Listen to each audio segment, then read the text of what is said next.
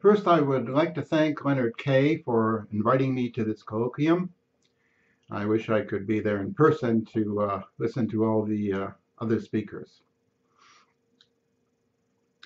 Experts have no shortage of advice about what it means to age successfully. That is, to live a happier, more rewarding, and healthier life. Americans are told that they are in charge of how well they age. Accordingly, if they exercise, eat right, take their meds, get those vaccinations, get enough sleep, and get those regular health checkups, they can avoid having health problems and becoming disabled. And they can also stay young in mind and body. If only they do those crossword puzzles and get those Botox treatments and, of course, take their hormones. The advice doesn't end here. Older people are also told how they should spend their time. They are cajoled to stay productive, physically active, and involved in their communities. Retire from a full-time job, get a part-time job. Tired of working, go volunteer and get involved in your church or politics. Now, it's hard to question these commonsensical recommendations, and indeed they're based on a wealth of past research. Yet there are two problems with this counsel. First, not all older people will be able to achieve these goals. Despite their best efforts, they will experience the physical and mental declines and losses of old age. Others will have confronted assaults to their health and other disadvantages when they were younger. And thus they enter old age already burdened by the unfortunate experiences of their past lives. We have to ask a key question. Are all these older persons doomed to age unsuccessfully? We would certainly hope not. An advanced and prosperous country like the United States should not give up on these older Americans and relegate them to an inferior status just because they confront health declines and disabilities, whether their fault or not. Moreover, must all older people remain productive and active after they retire? Is it not reasonable to argue that the good life may consist of just having fun and enjoying a leisure and recreational lifestyle? Should we declare that a hedonistic way of life is contrary to aging successfully? I would certainly hope not. Simply put, we must be very cautious about making generalizations as to what it means to age successfully. Older people, after all, are a diverse lot. They were socially and psychologically and economically different when they were younger. And during their older years, some more than others will be afflicted with the health problems and disabilities of old age. And some will cope with these ailments more effectively than others. These diverse needs and goals emphasize the importance of having multiple prescriptions for aging successfully. There must be alternative ways to be happy, healthy, and productive in our later years. Explanations for why older people age successfully are also simplistic because of what the experts usually leave out of their analyses. The dissimilar aging experiences of older people result not just because of their individual differences, but also because they do not grow old in some environmental or situational vacuum. They occupy and conduct their activities in places, dwellings, neighborhoods, communities, states, regions, that offer them very different benefits, but also various different downsides. Consider the obvious. Good friends, nearness to children, healthcare clinics, and supportive religious congregations are not found equally in all locations. Leisure and recreational opportunities are not ubiquitous. This is true whether we are talking about enjoyable hunting and fishing spots, attending university lectures, or visiting museums, or finding good restaurants, or indeed thriving on rewarding volunteer activities. Likewise, very importantly, older people who have poor health, disabilities, or other disadvantages can still have happy lives if they make the right living choices. some places will offer them better and more affordable health care and long-term services and assistance. In some locations, more than others, they will more easily find home sharing opportunities, affordable rental housing, safe walking paths, and good transportation. The book I just wrote, Aging in the Right Place, looks at these issues. I have long believed that it is easier, less costly, and more enjoyable to grow old in some places than others. That is why the book's focus was on the profound influence of where older people live and receive long-term care on their ability to age successfully. Now, we know there is no shortage of best place to live or best quality of life guidebooks and livability assessments. Indeed, AARP just produced such an assessment tool. But I would argue that because of the diverse needs and goals of older Americans, there will never be a one-size-fits-all solution for achieving the good life in old age. To wit, staying put or aging in place in long-occupied homes may be the key to happiness for some old, but for others may guarantee loneliness and unmet long-term care needs. While family members play crucial roles as caregivers, not all perform their duties competently, and their errors can result in costly remedial health and long-term care responses. Sadly, even worse, some family members abuse those in their care. Older people may reject the best home care services if they do not get along with their home care workers. And as we know, there are great, but there are also awful assisted living facilities. So how do we decide if older people are living in the right place? Who should judge?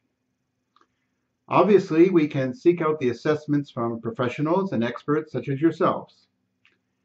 You rely on well-tested measures by which you assess whether older people have unmet needs and whether the solutions you propose are working. Unquestionably, your toolbox of evaluations are critical when determining whether older people are living in places congruent with their lifestyles and limitations. Now, if your expert or professional assessments were always in sync with how older people judged the quality of where they lived, my lecture could end right here.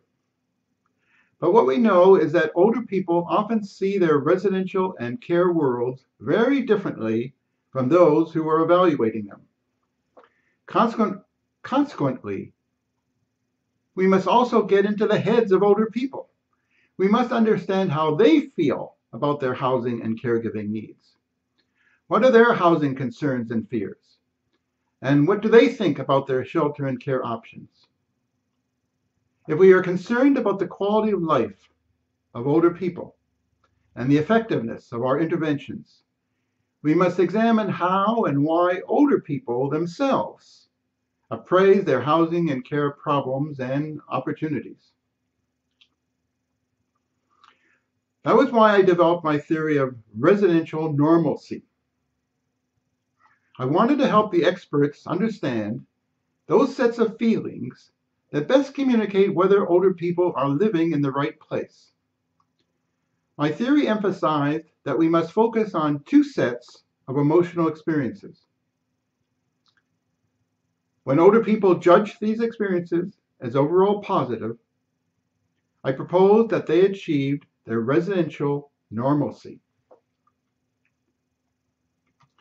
First, we have to assess whether older people feel they are living in comfortable, enjoyable, stimulating, relatively hassle-free places, often linked with good memories. When their experiences are largely positive, I characterize them as being in their residential comfort zones. This occurs, for example, when older people live in places where they feel attached to their dwellings, enjoy their physical and natural surroundings, have good friends and neighbors, do not feel alone, enjoy attending their religious congregations or their clubs, enjoy their leisure and recreational offerings, whether they live in a more urban or a more rural setting. But to achieve residential normalcy, or that compatible place to live, older people must also experience a second set of positive emotional experiences.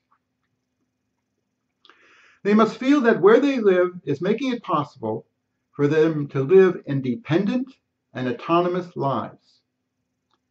The hallmark of aging successfully is to conduct your life where you feel competent and in control.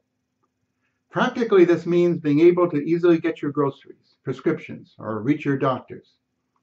It means being able to count on a spouse or a daughter or son to assist you when you need a helping hand. It means you are not continually frustrated because you cannot trust the workers who make your home repairs. Feeling competent means not having to live in dwellings where you're continually reminded of your weaknesses or your frailties because you have trouble climbing stairs or are financially overwhelmed every month by your housing expenses. In short, older people must not feel that their lives and environments are spinning out of control, whereupon they have to behave in personally objectionable ways or unduly surrender mastery of their lives or environments to others. Rather, when older people feel competent and in control, the theory characterizes them as being in their residential mastery zones. So where is this so-called nirvana where older people can live the good life, achieving residential normalcy? That is where they feel in both their residential comfort and their residential mastery zones. The vast majority of older Americans report that their pathways to residential normalcy is to age in place in their current dwellings. And often in groupthink unison, the experts also agree. Indeed, except for operators of senior housing facilities, the livelihoods of most businesses and governments depend on older people remaining in their familiar homes. We must recognize, however, that many of the stakeholders cheering for older Americans to age in place have their own vested, selfish interests, such as home health care providers, sellers of assistive devices, those who do home renovations, and financial professionals pushing reverse mortgages. Yet I offer a cautionary note.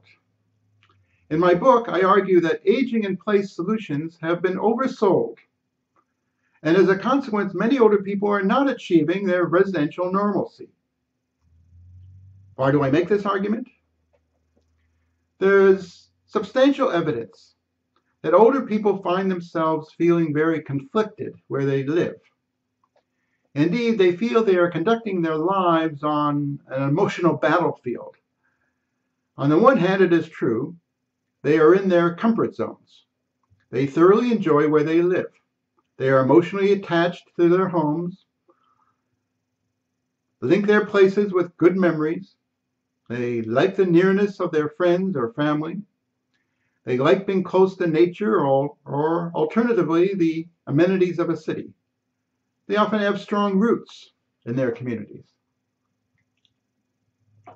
Consequently, when older people report that it feels good or right to stay put or age in place in their current dwellings, they are indeed telling the truth. AARP ARP polls are great at communicating these sentiments. But unfortunately, these answers convey only a partial truth. This is because even though older people are in their residential comfort zones, they enjoy where they live. Many of these same older people are out of their residential mastery zones. That is, they are facing the reality of their aging bodies and are finding it increasingly difficult to climb stairs or walk on other than very flat surfaces, and then for only short distances. They're having trouble reaching essential destinations, shopping, doctors. They have fallen and worry about falling again. They are finding it increasingly difficult to take care of their residences and to hire honest and affordable repair workers. They are having increasing difficulty keeping track of their medications and managing their financial affairs. They may be having trouble paying their property insurance or taxes. They have started to lose key people in their lives, wives, husbands, and close friends, who they relied on not just for helping them to maintain their independent households, but also for immunizing them against loneliness and isolation. And for the first time in their adult lives, they are beginning to worry about performing their most basic self-care tasks. Consequently, their places of residence now have split personalities. For the most part, they are in their residential comfort zones, which helps explain why they tell our pollsters that they want to age in place. Yet at the same time, they find themselves out of their residential mastery zones. That is why in my book, Aging in the Right Place, I argue that we should be very wary about recommending that aging in place is always a desirable solution. Residential inertia may not be for everyone. We must better communicate to older people that when they experience personal losses, health and disability declines, and find themselves in inappropriate residential arrangements, that this is not their end game. We should be spending more time thinking about how we can help older people more readily find alternative housing and care options that can fit their diverse lifestyles and capabilities. These efforts are crucial because the reality is that most persons after they turn 65 will confront some type of adversity in their future lives. But their biographies need not abruptly end at these troubling points.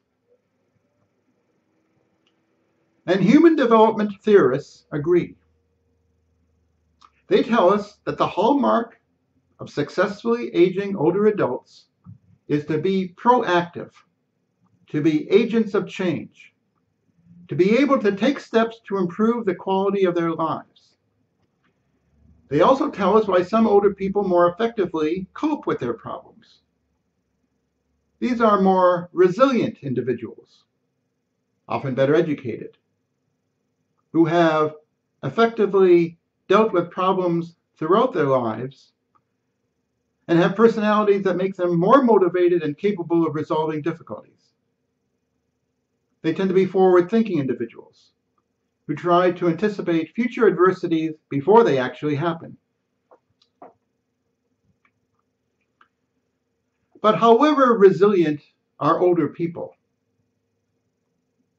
whether or not they cope successfully will also depend, importantly, on whether they occupy places or are contemplating moving to places that enable them to solve their problems. These more age-friendly locales offer their older occupants a wider array of housing and transportation and care alternatives. Some examples.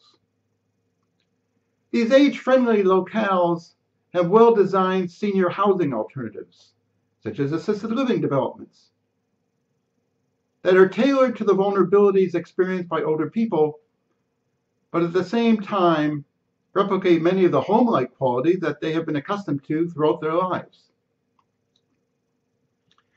They offer places to live where older people do not have to travel far to satisfy their shopping and medical needs. These age-friendly locales offer more affordable home and community-based services. They have more preventive health and wellness services. They have more stringent training requirements for their home care workers. These age-friendly locales are found in states that help their older residents hold on to their driver's licenses as long as possible by providing them with remedial or training programs. They are found in states offering Medicaid programs that encourage home and community-based solutions as opposed to nursing home occupancy.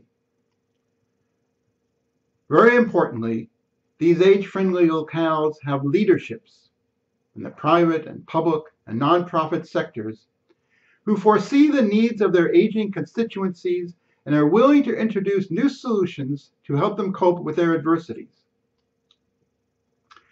And finally, age-friendly locales offer solutions that not only benefit the wealthy, or even just address the unmet needs of lower-income elders.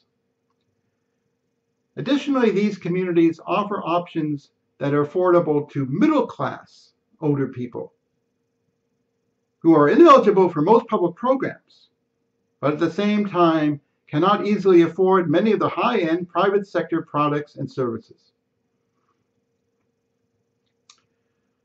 Yet we must be brutally honest. Older people trying to find the right place to live must confront the following 6 sobering realities. First, finding the right solutions may take time and be plagued by setbacks. 2, some communities more than others will offer them fewer and less affordable housing and care options. 3, the solutions recommended by professionals may clash with their values or their beliefs, or will be incompatible with their racial or ethnic backgrounds. 4, the solutions will offer only partial fixes because they fail to address the multiple challenges older people face in order to live independently. 5, when they do find a more appropriate place to live or receive care, these new arrangements may differ substantially from their past housing situations. Coping with adversity and aging successfully does not mean keeping the status quo. People must find new normals in order to cope with the challenges of growing old. 6, and finally, older people, despite their best efforts, may sadly have to tolerate the least imperfect residential and care arrangements. Finally, we must concede that while many older people may achieve their residential normalcy without moving, others will only find their right place to live after they relocate to other housing and care options. To that end, we must encourage older people and their family members to be open to new information and to continually learn about choices they might not have thought about before. Thank you very much.